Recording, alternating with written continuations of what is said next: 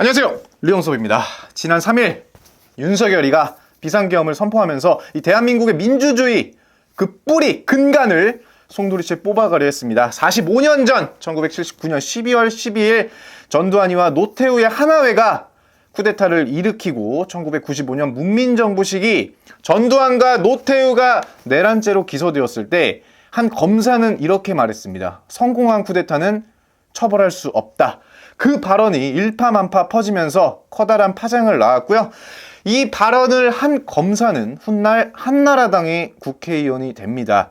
그러나 우리 법원 전두환에게 무기징역, 노태우에게 17년 선고했는데요. 여러분, 전두환과 노태우 감옥에 얼마나 있었는지 아십니까? 딱 2년 있었습니다. 대법원 판결 나고 8개월 뒤에 특별 사면되었습니다. 내란죄로 무기징역을 선고받은 자가 감옥에 딱 2년 있었습니다. 대한민국의 역사는 이렇습니다. 내란을 일으켜도 감옥에 가도 어차피 나옵니다. 박근혜, 이명박 다 나옵니다. 윤석열이 뭐가 겁납니까?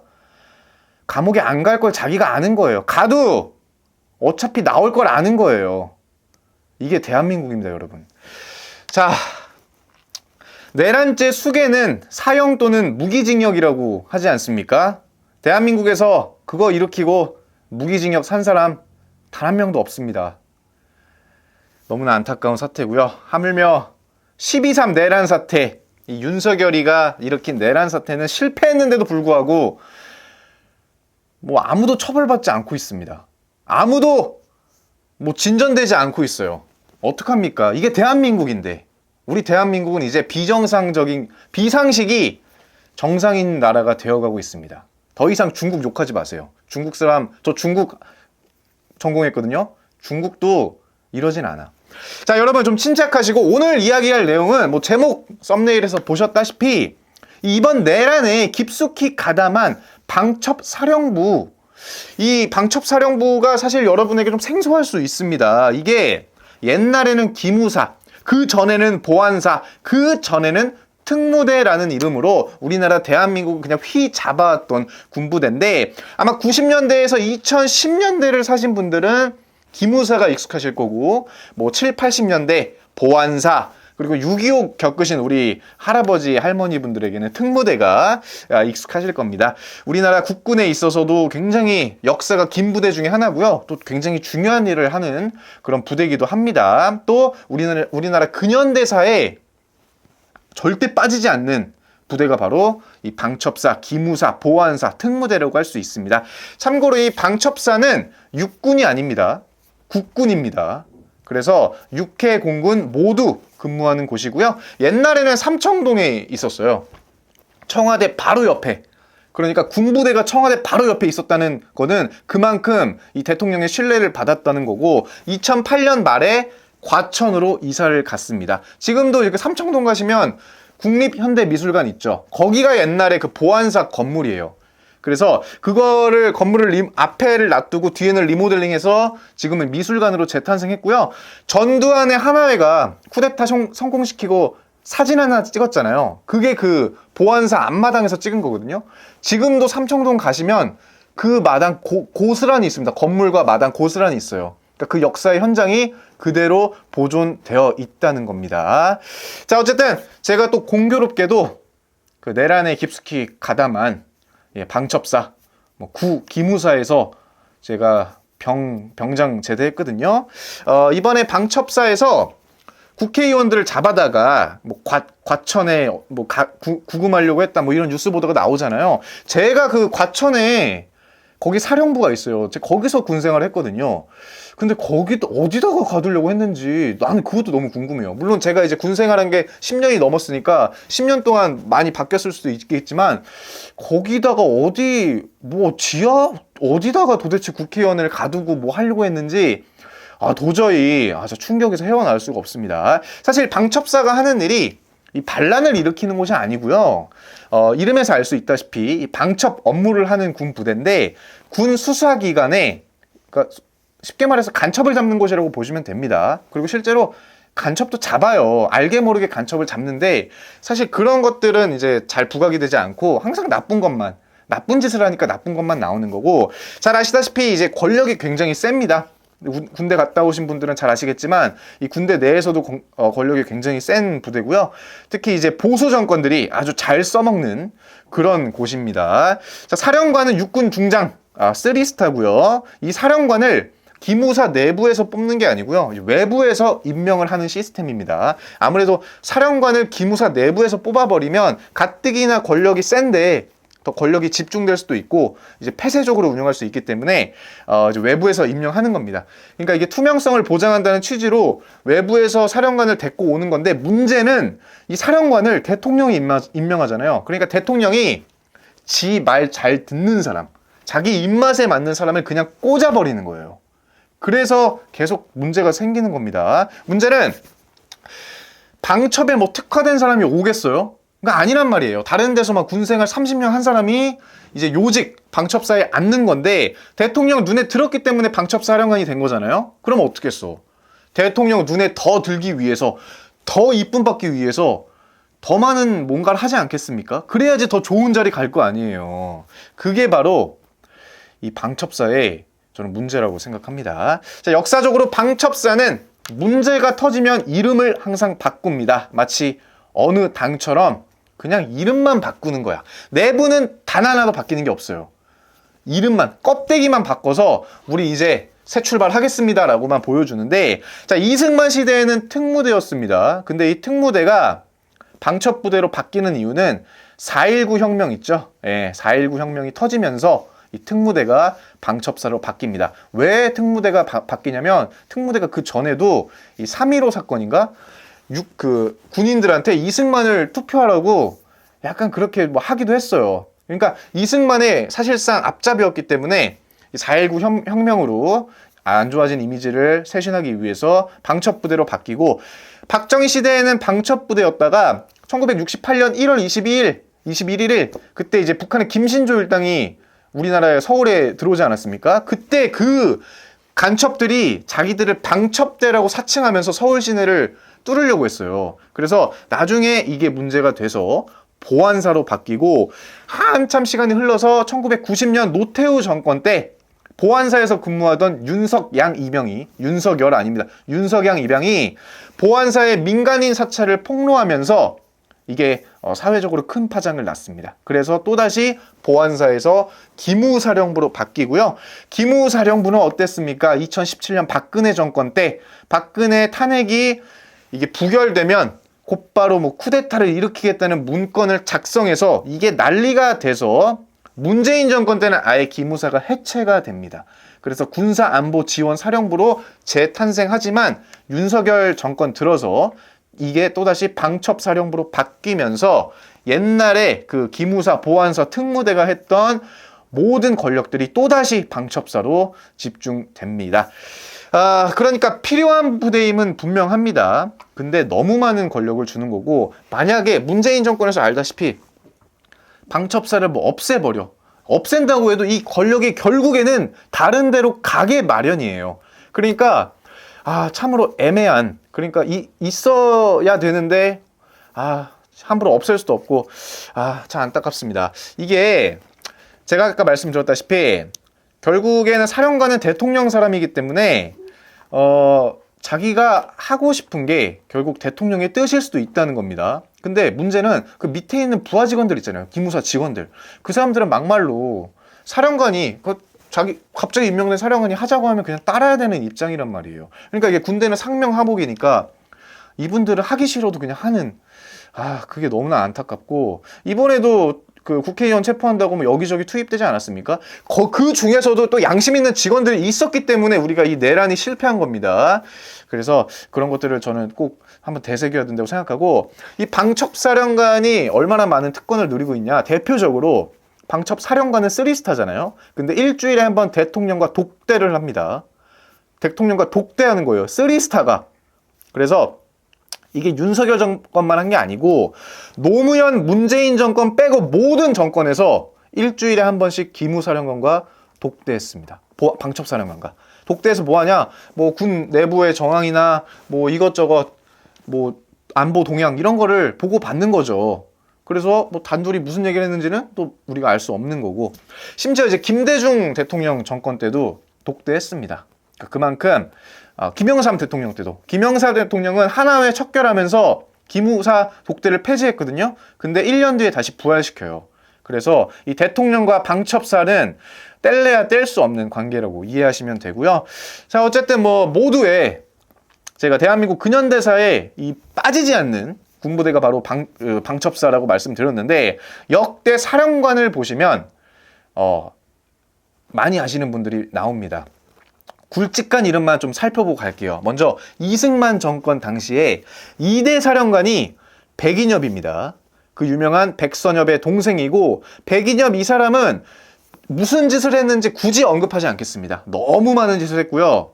정말 제 입으로 말씀드리기 정말 처참할 정도로 많은 사건을 한 인물입니다. 찾아보시면 되고, 이승만 시대의 사령관들은 아무래도 이 한국전쟁이 있었기 때문에 미친 듯이 반공, 간첩을 잡아냅니다. 근데 이 간첩이 다 북한에서 보낸 게 아니었다는 게 문제예요.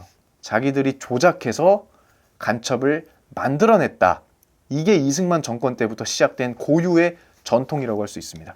그리고 5대 김창룡 사령관, 이 사람은 사실 굉장히 유명한데, 그야말로 특무대에서 누릴 수 있는 권력은 모두 누렸다고 보면 됩니다. 김구 암살에도 관여했다는 그런 소문이 있고요. 이승만의 오른팔입니다. 이승만 정권에서 정말 활개치고 다니던 무소불위의 권력을 휘두르던 사람이 김창룡 사령관인데, 이 사람이 간첩 색출하면서 남로당 소속이었던 박정희, 당시 박정희 그 소인가? 잡아냅니다. 그래서 굉장히 박정희를 들들 볶거든요. 나중에는 이제 외압으로 인해서 박정희를 살려주기도 했지만, 계속해서 박정희를 감시하고 견제하기도 해요. 사실상 이제 김창룡 사령관 때부터 이제 간첩 조작의 시작이라고 할 수 있고, 이 사람은 결국에 부하한테 암살당했습니다. 그만큼 악질, 정말 악명 높은 사람이라고 할 수 있고요. 그 다음에 이제 박정희 정권 당시 사령관들은 아무래도 박정희는 자신의 임기에 이 도움을 줄 것 같은 사람들 위주로 안 치고요. 또 이 사람들을 굉장히 잘 써먹습니다. 보안사와 이 중앙정보부를 둘 다 권력을 주고, 약간 둘이 또 경쟁을 시키면서 이 권력을 약간 분산시키는 그런 전술을 썼던 박정희 시대였는데, 11대 이철희 사령관, 이 사람은 이제 박정희 육사 동기고요. 나중에 그 중앙정보부 소속으로 또 이제 김대중 납치 사건에도 깊게 관여하는 인물입니다. 그리고 이 사람이 이제 유명한 거는 50 때 장영자 이철희 이 금융사기 사건, 그걸로 굉장히 유명한 인물이고, 13대 정승화 사령관, 대단히 유명한 인물이죠. 아마 작년에 서울해본 보셨다면 이 정승화 사령관이 어떤 인물인지 단번에 떠오르실 겁니다. 박정희 시해 사건 이후에 이제 계엄 사령관이었고, 전두환한테 체포당했던 그때 당시 육군 참모 총장이 바로 이 정승화 사령관이었습니다. 제가 소신 발언하자면 12.12 때 전두환한테 체포당하고 막 이등병으로 막 강등당하고 이래서 고초를 당해가지고, 약간 정승화 사령관이 뭔가 이제 선역 같은 느낌으로 다들 좀 받아들이시는데, 박정희와 함께 5.16 쿠데타의 주역이기도 합니다. 그리고 15대 윤필용 사령관, 박정희 당시에 군부 실세였습니다. 정말 이거였고요. 이 사람이 그 전두환과 노태우의 하나회를 후원했다고도 알려지는 인물이고, 나중에 말 한마디 잘못해서 윤필용 사건으로 숙청당한 인물이고, 그리고 16대는 그 유명한 김재규 사령관입니다. 윤필용 사령관 때 김신조 사건이 터졌거든요. 그래서 박정희가 이 보안사로 이름을 바꾸면서 거기에 더 힘을 실어줘요. 그리고 그때 사령관이 바로 김재규였습니다. 잘 아시다시피 박정희 대통령을 암살하기도 했죠. 김재규 사령관의 이 업적이라고 한다면 그 유명한 서빙고 분실을 만들어낸 인물입니다. 빙고 호텔이라는 이름으로 수많은 사람들을 잡아다가 고문한 그 악명 높은 서빙고 분실이 김재규 사령관 때 만들어졌습니다. 그리고 본인 역시 거기서 수사를 받았죠. 자, 이 사람도 역시 전두환 때문에 피해자라는 인식이 있고, 박정희를 쏴 죽였기 때문에 뭐 민주화의 투사다 뭐 이런 얘기도 있지만, 이 사람도 보안사령관 당시에 공안 사건 많이 해먹었습니다. 재밌는 게 제가 2009년, 2010년 그때 기무사에 근무했거든요. 그때 처음에 전입했을 때는 없었는데 시간이 조금 지나고 그 사령관실 그 복도가 있어요. 긴 복도. 거기 벽에 갑자기 역대 사령관의 얼굴, 그 사진하고 양력을 거는 공사를 합니다. 거기를 이제 1대부터 쫙 있잖아요. 그러면 15 다음에 17로 넘어가요. 16이 없어요. 그래서 왜 16이 없지 했는데 그때 16대 사령관이 김재균 거를 그때 알았습니다. 그러니까 박정희를 쏴주였기 때문에 그냥 없애버린 거야, 기록을. 쪼잔하지 않습니까? 그리고 전두환하고 노태우도 보안 사령관이었잖아요. 전두환, 노태우 사령관은 사진에다가 이름 밑에 있죠. 거기 대통령 봉황 달아놨어요. 그러니까 자기들은 대통령을 배출한 부대라 이거야. 쿠데타로 정권 잡든 뭐 하든 거기다가 대통령 출신이라고 봉황 마크까지 달아놨습니다. 그게 방첩사입니다. 자, 어쨌든 17대 강창성 사령관, 이분은 사령관 때 하나회의 존재를 알아내고 이 깊숙이 수사까지 하거든요. 근데 하나회가 어떤 조직입니까? 박정희가 그렇게 이뻐하던 조직 아니겠습니까? 그래서 하나회를 수사했다는 이유로 좌천이 됩니다. 그리고 나중에 전두환 정권 때 삼청교육대에 보내지기도 합니다. 상당히 비운의 인물이라고 할 수 있고요.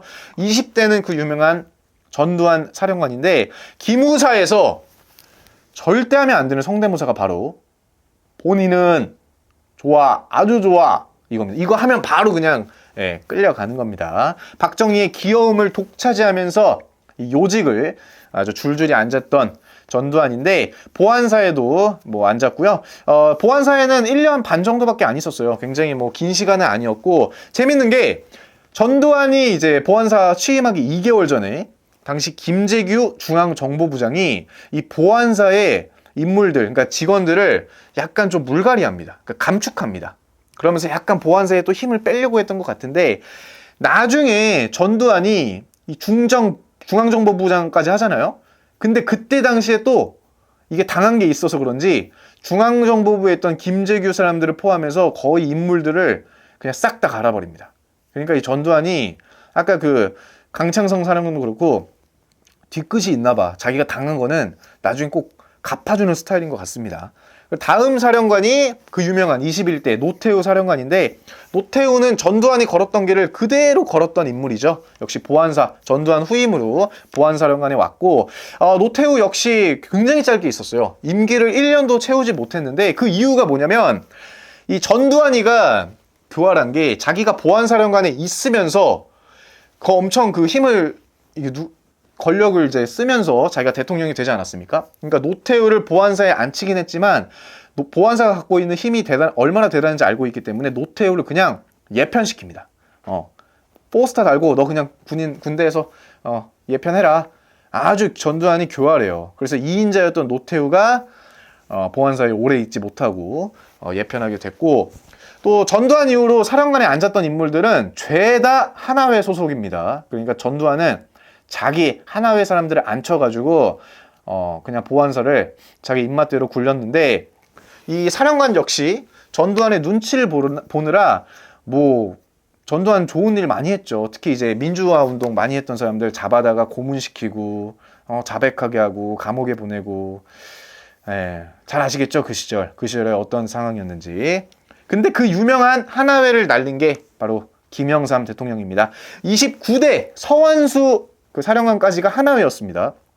그러니까 20대 전두환 때부터 29대까지 모두 다 하나회였는데 김영삼 대통령이 당시 그 29대 허완수 사령관이 하나회 실세였는데도 불구하고 단칼에 숙청해버리죠. 그래서 이 숙청 덕분에 어부지리로 하나회 그 기무사령부에 오른 인물이 30대 김도윤 사령관인데 이분도 역시 오래 있진 못해요. 8개월 만에 교체가 되는데 그리고 김영삼 대통령 당시에 그 기무사령관의 독대를 폐지했다고 하지 않았습니까? 딱 이 사람 시대예요.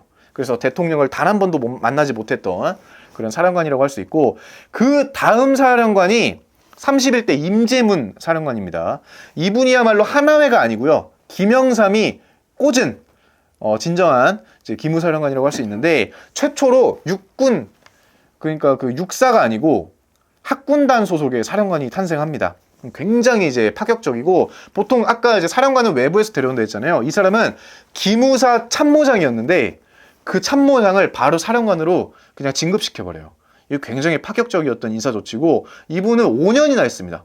기무사령관은 5년이나 했다는 건 진짜 엄청 길게 한 거예요. 또 32대부터 34대 사령관은 김대중 정부 당시에 이제 기무사령관인데, 이때 특징이라면 이게 또 재밌는 게, 김대중 대통령 역시 자기 입맛에 맞는 사람은 안 쳤어요. 그래서 이때 당시 사령관은 다 호남 사람입니다. 그래서 이 김대중 본인도 기무사에게 당했지만 그 기무사가 얼마나 중요한 역할을 하는지 알고 있었기 때문에 없애기보다도 차라리 자기 사람을 앉혀가지고 통제를 했다라고 받아들일 수가 있고, 이 사람들이 딱히 뭐 없었어요.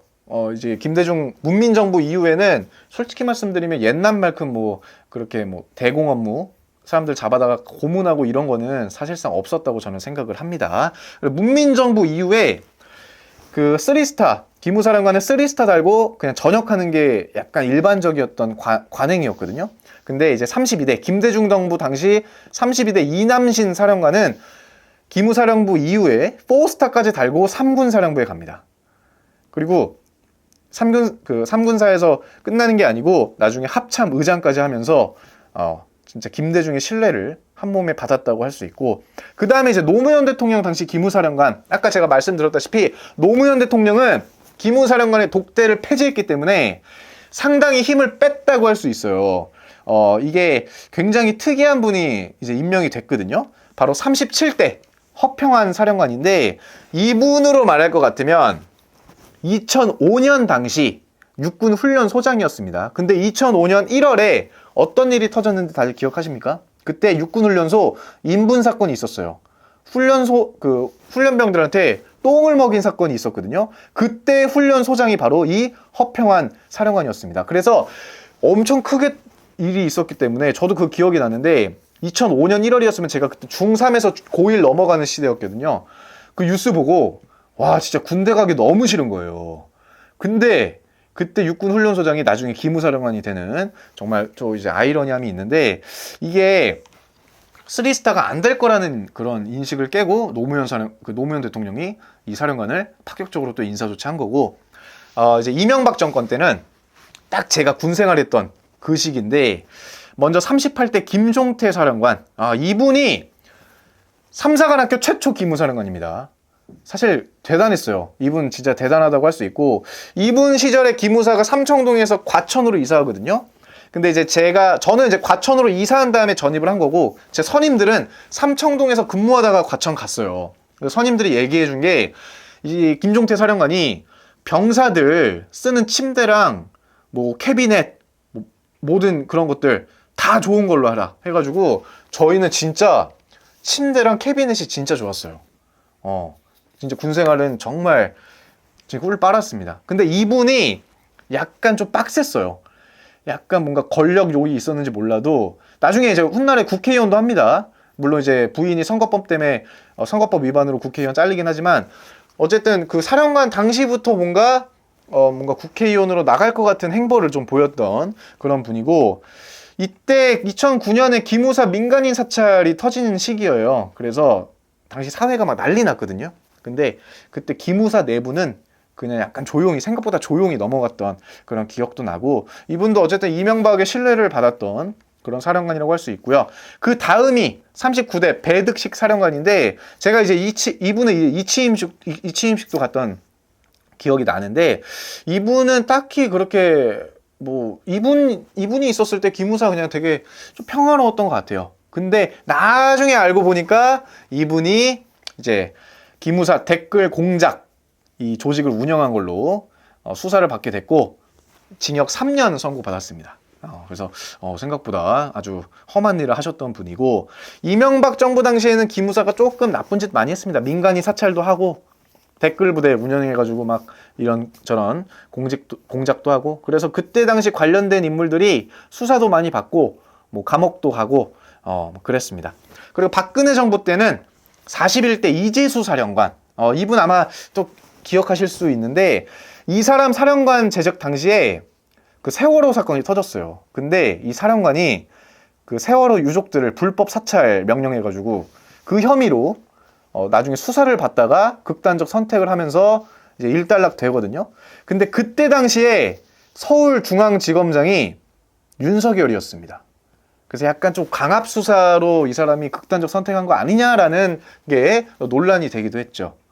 아이러니하죠. 그때 당시 그 지검장이었던 윤석열이 지금은 방첩사와 손을 잡고 내란을 일으킨 게. 그리고 그 다음이 42대 조현천 사령관인데, 이 사람이 아마 21세기 기무사령관 중에 제일 유명할 겁니다. 바로 2017년 2월에 기무사 계엄령 문건, 그때 당시에 작성한 거고, 이 사람 전역하고 바로 미국으로 튀었죠. 5년 동안 도피 생활을 하면서 나중에 2023년 윤석열 정권 당시에 우리나라 다시 자진 귀국해가지고 수사받고 뭐 그렇게 됐잖아요. 이 사람 어떻게 된지 아세요? 내란 음모로 수사받다가 그거 무혐의 받았습니다. 장난해요? 그 무혐의 받았어요.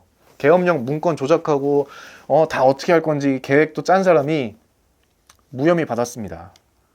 우리나라에서 내란으로 처벌 못해요. 다 무혐의 받고 다 풀려나고 하는데. 자, 역대 사령관 대충 살펴봤는데, 대충 이 방첩사령관이 무슨 짓 하는지 감이 오시죠? 예, 대한민국을 위해서 일하는 건지 대통령을 위해서 일하는 건지 모를 정도로 참 많은 일이 있었는데요. 사실 뭐 사령관만 이렇게 사령관이 무슨 일을 했는지만 나열해도 진짜 무소불위의 권력을 앞세워서 별의별 짓을 다 하는구나 피부에 와 닿으셨을 텐데, 이제부터는 좀 세부적으로 그나마도 이것도 간략하게 좀 말씀을 드리면 더욱더 와닿으실 겁니다. 정말 그 부대가 60년 넘는 긴 70년 넘는 이 역사가 유지되는 게 신기할 정도로 많은 사건 사고가 있었습니다. 굵직한 것만 한번 말씀드리면, 이승만 정권 당시에는 아까 말씀드렸던 이승만의 오른팔 김창룡, 그 사람이 1948년 10월에 여순 사건이 일어났잖아요. 이승만이 그냥 난리가 난 거야. 야, 씨, 좌파 다 잡으라고. 그때 김창룡이 방첩과에 있었는데 4개월 동안 1,500명에 달하는 사람들을 숙청합니다. 남로당의 박정희도 이때 잡혔고요. 자, 문제는 숙청이라는 게 너 그냥 나가 이 수준이 아니었던 거예요. 잡아다가 고문하고. 그때 일제강점기 우리가 해방된 지 얼마 안 됐잖아. 그러니까 일제강점기에서 배웠던 고문들 다 써버린 거야. 참고로 이 김창룡 이 사람은 일제 육군 헌병 출신입니다. 잡아가서 고문하고 허위 자백하고, 물론 걔 중에는 진짜 북한 간첩도 있었겠지. 근데 아닌 사람도 있었다는 거지. 그걸 우리가 알아야 되는 거예요. 또 그 안두희가 김구 선생 암살했잖아요. 그 암살범이 체포당해가지고 끌려간 곳이 바로 특무대입니다. 김창룡 앞에 끌려갔어요. 근데 김창룡이 이 안두희를 극진히 대접합니다. 또 한국전쟁 당시에는 어땠냐면, 북한군에 부역한 사람들 찾아내가지고 처벌한다고 양민학살 저질렀고요. 걔 중에는 진짜 북한군에 부역한 사람이 있었겠지. 아닌 사람도 있었다는 걸 또 잊지 말아야 됩니다. 그때 당시에 삼각산 사건이라고 있어요. 삼각산이 북한산을 말하는 거거든요. 1950년 10월, 그러니까 한국전쟁 당시에 우리가 다시 서울을 이제 수복하고 인민군한테 뺏은 무기들 있죠. 그거 삼각산 그 뒤편에 사는 마을 사람들한테 줍니다. 던져줘. 그 다음에 너네 이거 인민군 무길로 너네 지금 서울 쳐들어오려고 했지. 야, 얘네 다 죽여. 이게 삼각산 사건이에요. 한국전쟁 이후에도 공산당이랑 엮어가지고 그냥 어떻게든 만들어가지고 간첩 만들어가지고 잡아놓고 다 숙청하고, 자기 마음에 안 드는 사람 있으면 너 그냥 무조건 너 북한하고 너 뭐 했지, 이랬던 게 이 이승만 정권의 특무대였습니다. 결국 자기 권력욕 때문에 부하한테 암살당하고요. 또 1959년 진보당 사건, 조봉암, 그때 이승만의 정적이었던 조봉암이 사법살인 당한 그 진보당 사건 우리 다 기억하시죠? 경찰이 조작하기도 했지만 이 특무대가 거기에다가 간첩 혐의를 얹습니다. 결국 조봉암은 사형당했습니다. 이게 재밌는 게, 뭐 재밌다고 하는 표현이 맞을지 모르겠지만, 남로당이었던 박정희가 당시에 체포당했다고 말씀드렸잖아요. 이 김창룡이 박정희를 엄청나게 진짜 고문합니다. 그래서 박정희는 남로랑 리스트 다 불고 사실상 면죄부 받은 거예요. 이 재밌는 게 박정희 풀려나고 이제 한국전쟁 때 다시 이제 우리나라 국군에 와가지고 또 이제 군인 생활 하는데 계속해서 특무대의 감시를 받습니다. 어느 정도냐면 박정희가 한국전쟁 끝나고 1953년에 미국 유학 가려고 하거든요. 이거 못 가게 한 게 김창룡이고요. 나중에는 박정희 군복 벗기려고도 해요. 근데 이제 이게 다 실패로 돌아갔고 1961년 박정희가 투스타 달았을 때는 이 군부 내에서 쿠데타를 일으킬 거라는 소문이 암암리에 돌았나 봐요. 그리고 방첩 때는 이 도청을 통해 가지고 박정희와 김종필이 이 쿠데타 일으킨다 라는 걸 확신까지 했어요. 근데 당시에 그 장도영 육군참모총장이 약간 애매한 스탠스를 취하면서 결국에 박정희의 5.16 군사정변이 성공하기도 합니다. 그러니까 특무대는 사실 박정희를 계속 감시했어요.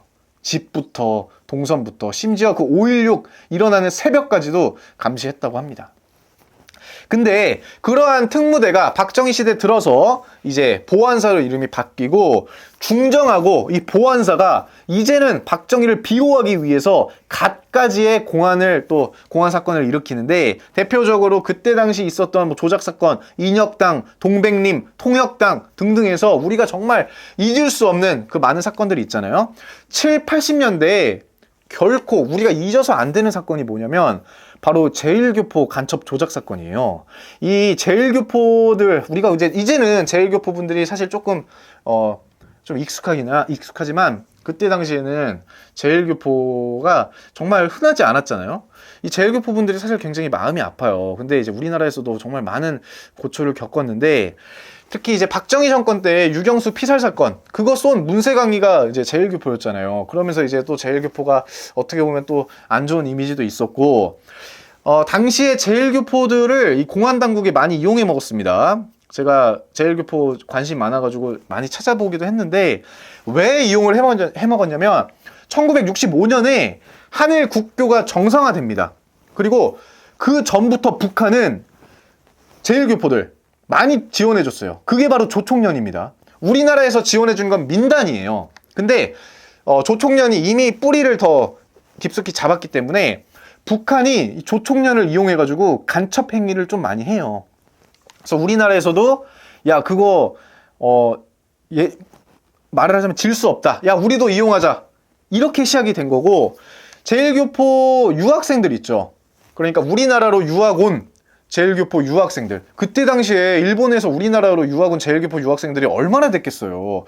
그 유학생들을 간첩 혐의로 이제 어떻게 보면 조작합니다.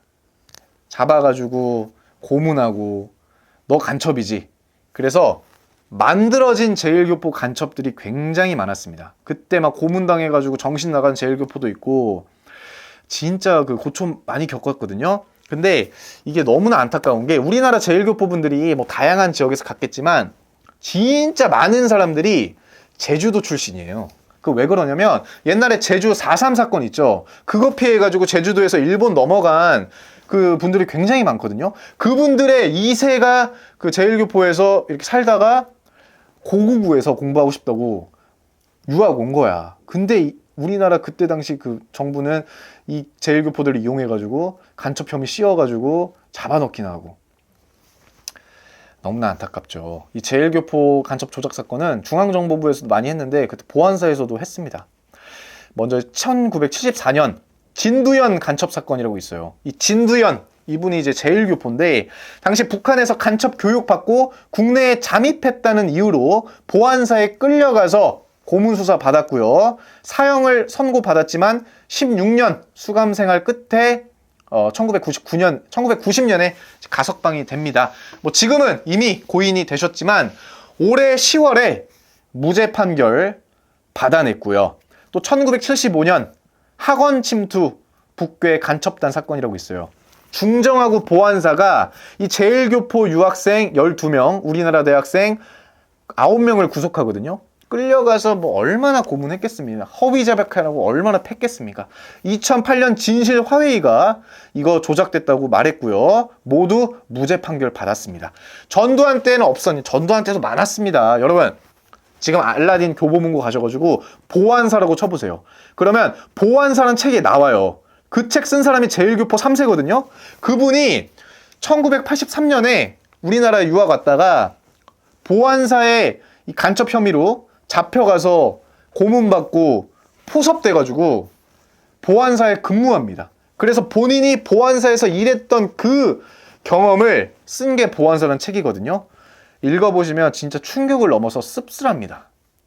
읽으면서도 막 역겨워. 근데 그분이 간첩이냐? 조작된 겁니다. 그러니까 본인들이 써먹기 위해서 제일교포들을 그냥 막 잡아들인 거예요. 1970년대, 80년대 제일동포 간첩 사건이 130여 건이 있었거든요. 물론 그 중에 진짜 간첩 사건도 있었지. 모두가 다 조작이란 말은 아닙니다. 있었지. 근데 조작 사건이 많았다는 거예요. 조작 사건이 없었어야죠. 근데 중정, 보안사에 의해서 꾸며진 간첩 조작 사건이 많았다는 겁니다.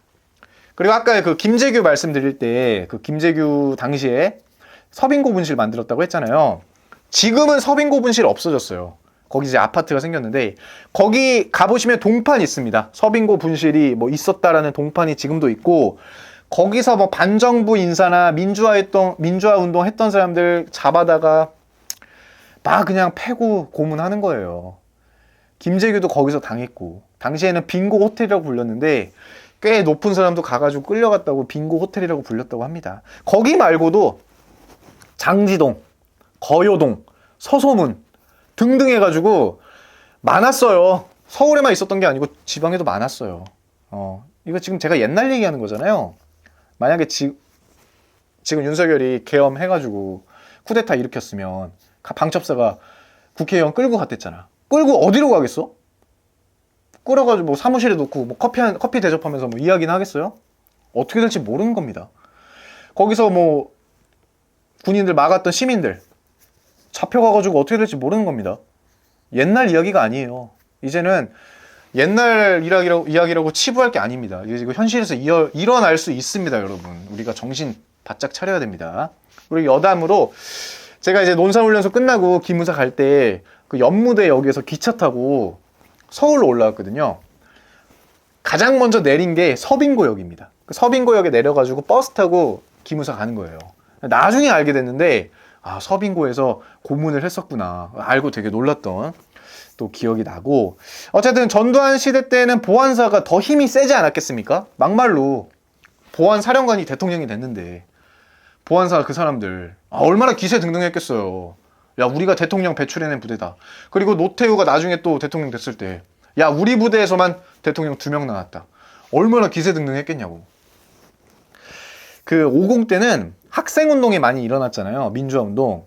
근데 정말 많은 사건들이 있었지만 대표적으로 전두환의 녹화사업이라고 있었습니다. 이게 그때 그러니까 박정희 때부터 그 학생운동한 사람들을 그냥 잡아다가 강제로 그냥 군대 보내버려요.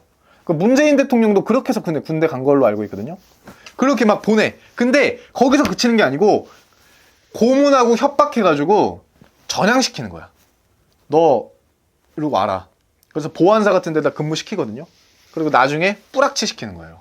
그래서 그 자기랑 같이 학생 운동했던 사람들 감시하고 잡아올 수 있도록 뿌락치 시킵니다.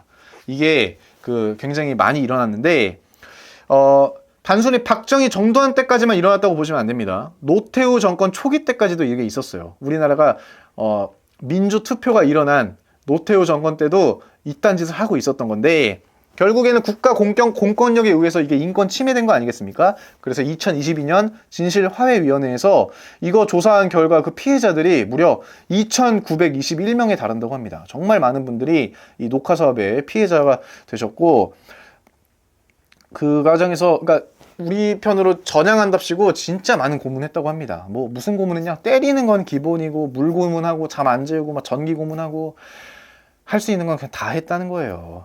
이게 결국에 노태우 정권 때 1990년 10월 4일에 보안사에서 근무하던 윤석양 입양, 윤석열 아니라 했죠. 윤석양 입양. 이분 역시 학생운동하다가 끌려가가지고 이 보안사에 이게 강제로 거기 된 거거든요. 이분이 보안사에서 민간인 사찰 한다고 폭로한 사람이에요. 근데 정말 이분이 대단한 게 그때 당시 이병이었잖아요. 근데 보안사 근무하면서 거기 있던 그 민간인 사찰 대상자 명부랑 디스켓, 거기 안에 뭐 자료가 담겨 있는 디스켓 3장을 가져가지고 탈영합니다. 탈영해서 바로 이거를 이제 폭로하는데, 당시 사찰 대상이었던 사람들 김대중, 김영삼, 노무현, 이해찬, 유인태, 문익환, 문재인 등등 정치, 노동, 교수, 변호사, 종교 할 거 없이 사회 각계각층의 사람들이 대규모로 포함되어 있습니다. 단순히 이름, 직업만 적힌 게 아니고 집 주소, 그리고 집 내부 도면까지, 그리고 그 사람이 몇 시에 출근하고 몇 시에 집에 들어오는지, 누굴 만나는지, 평소에 동선이 어떤지까지 다 파악해서 문서화시켰다고 합니다. 근데 이거 왜 했냐면 당시 보안사는 청명계획이라고 쿠데타를 일으킬 준비를 하고 있었어요. 계엄 선포하면 이 문서 리스트에 있는 사람들 바로 체포하겠다고 자기들이 사전에 다 이렇게 명부를 작성한 거예요. 마치 지금 윤석열이 가가지고 뭐 이재명, 한동훈, 뭐 국회의원장, 뭐 누구누구 다 체포하겠다고 이렇게 한 것처럼. 근데 그때 당시에는 더 체계적으로 했다는 거지. 이게 그러니까 방첩사가 단순 계엄 가담했다? 이거 아닙니다. 기무사 2017년에 기무사 계엄 문건 작성했죠. 90년에는 청명계획 한답시고 이렇게 다 계획했죠. 기무사란 조직은 항상, 방첩사란 조직은 항상 그냥 계엄사 일으키면, 야 계엄령 일으키면 우리가 바로 앞장서가지고 뭐 해야겠다, 이게 깔려있는 조직이라니까요. 그렇지 않고서야 어떻게 이럽니까? 역사적으로 3번이나 보안사 전두환 반란까지 이르면 4번이나 어떻게 이래요, 역사에 있어서. 근데도 불구하고 계속해서 존속해 있는 게 바로 이 방첩사의 존재입니다. 잘못을 계속 해왔는데 안 없어져. 없애지도 않아. 없애면 뭐해? 다시 부활시켜. 부활시키면 뭐해? 옛날에 했던 짓 또 시켜. 지금도 스리슬쩍 넘어갈 거예요. 이름 바꾸고 그냥 안에 있는 사람들 뭐 몇 명 바꾸고 스리슬쩍 넘어가고, 아 단순 해프닝이었다, 옛날엔 그랬지, 넘어갈 겁니다. 저도 이제 나무위키 읽으면서 갑자기 생각난 건데, 그 나무위키에 뭐라 적혀 있냐면, 기무학교에서 그 후반기 병사들 뭐 후반기 교육하거든요. 거기에 윤석양 입양이 배신자다, 윤석양 때문에 보안사 힘 다 빠졌다, 뭐 이런 말을 했다라는 그런 대목이 있어요. 근데 저도 갑자기 생각을 해보니까 그런 말 했던 그 군무원 아저씨가 있었어요. 윤석열 그때 당시에 이제 90년대를 설명하면서 윤석양이 뭐 이래가지고 그때 이런 사건이 있었다, 조직을 배신했다, 뭐 이런 말 한 사람이 있었거든요. 조직 배신하지 말라고. 그리고 기무학교 썰 얘기 하나 더 풀어드리면, 그때 제가 2009년 5월에 있었거든요. 근데 2009년 5월이 뭐 어떤 때냐면 노무현 대통령이 서거했던 거예요. 서거했던 날이 5월 23일인데 제가 그때도 기무학교에 있었어요. 그때 뭐 기무학교에 텔레비 없지, 뭐 신문 없지, 바깥 상황을 다 모르는 상태에서 후반기 받고 있었는데, 아침에 뭐 교육 이동한다고 버스 탔는데 라디오에서 노무현 대통령이 죽었다라는 그 소식이 들린 거예요. 그래서 우리 다 놀랐어. 다 놀랐는데 더 놀란 게 뭔지 알아요? 저 개인적으로 놀란 게, 교육을 받는데, 그날 교육을 받는데 그 군무원 그 아저씨가 노무현 대통령 죽었다는 이야기 하면서, 옛날에 기무사가 노무현 때 당시에 얼마나 막 하대받고 독대도 못하고 힘 다 빠지고, 노무현 대통령이 기무사 얼마나 힘 다 뺐는지 모른다 하면서 막 노무현 대통령 막 욕을 하는 거예요. 저 그때 기억이 아직도 납니다. 인터넷 찾아보니까 그때 뭐 그 노무현 대통령의 자서전을 갖고 있는 그 학생, 그 병사한테 이거 불온서적 왜 갖고 있냐 뭐 이랬다는 말도 있고, 노무현 대통령 당시에 그 노무현 대통령을 기무사가 감청까지 했대요. 그러니까 일개 부대가 대통령 감청까지 한 거야. 미친 거죠 이거. 그리고 뭐 기무사 간부가 노무현 대통령이 사망하자 뭐 박수 쳤다는 말도 있고, 이게 진짜 이랬다는 그거 엄청난 겁니다. 근데 이게 불온서적 하니까 생각난 게 있는데, 제가 기무사 전입하고, 기무사는 병사들이 하는 게 없어요. 사무실에서 책 읽고 공부해요. 아니면 뭐 컴퓨터나 인터넷 하거나. 저도 책 많이 읽었거든요. 티토 알아요? 티토? 유고슬라비아의 공산주의자. 유고슬라비아 대통령인데 그 사람 유명한 공산주의자예요. 티토 평전이 책이 이만해요. 제가 그거 제 책상에 놨고, 등소편 평전, 덩샤오핑. 덩샤오핑 평정도 제가 읽고 있었어요. 근데 어느 날 한 간부가 저희 사무실 왔다가 제가 읽고 있는 등소평 평전 딱 보더니 눈빛이 갑자기 바뀌더니, 야, 너 이거 공산당 이거 책 너 이거 어디서 났어? 이러면서 저한테 갑자기 소리를 지르는 거예요. 나 너무 놀란 거야. 오씨, 순간 젖된 거 아니야 생각했는데, 기무사령부 도서관에서 그 책 빌렸거든요. 그래서 도서관에서 빌렸는데요 하니까 그 간부가 갑자기 멋져가면서, 아니 우리 도서관에 뭐 공산당 책이 있냐 이러면서 갔어요. 그러니까 이 사람들은 간첩 수사만 하니까 공산당 얘기 나오면 눈빛이 도는 거야. 야 이씨, 이 공산주의자 어쩌고저쩌면서 그랬던 아주 뭐 아찔하면서 웃긴 그런 이야기도 있고. 자, 어쨌든 뭐 현 방첩사, 구 기무사, 구 보안사, 구 특무대 역사와 일화 뭐 간단하게 살펴봤는데 정말 안타깝습니다. 아무리 뭐 제가 끌려간 군 부대라고 하지만 그래도 좋은 추억 많이 쌓았거든요. 뭐 제 인생에 있어서도 뭐 결코 잊지 못할 뭐 소중한 추억이고 솔직히 좋은 시간 보냈고요. 근데 계속해서 사회적 물의를 일으키는 걸 제가 이제 일반인이 돼서 지켜보고 있노라면 참으로 그냥 가슴이 아플 따름입니다. 막말로 거기 이제 군 간부들, 병사들 무슨 죄가 있습니까? 본인도 그냥 나라를 위해서 열심히 군 생활한 거밖에 없는데 하루아침에 반란군 되어버리고 내란죄로 뭐 14일이 돼버리고 이게 뭡니까? 이게 무슨 참 안타까운 순간이고. 자, 하루빨리 대한민국이 정상적인 사고가 좀 통하는 국가가 되었으면 좋겠습니다. 그리고 잘못된 것은 좀 제대로 뿌리 뽑혀가지고 처벌받고 좀 올바르게 만들어졌으면 하는 바람입니다. 여러분, 긴 영상 시청 감사하고요. 방첩사 잊지 말아야 됩니다. 감사합니다.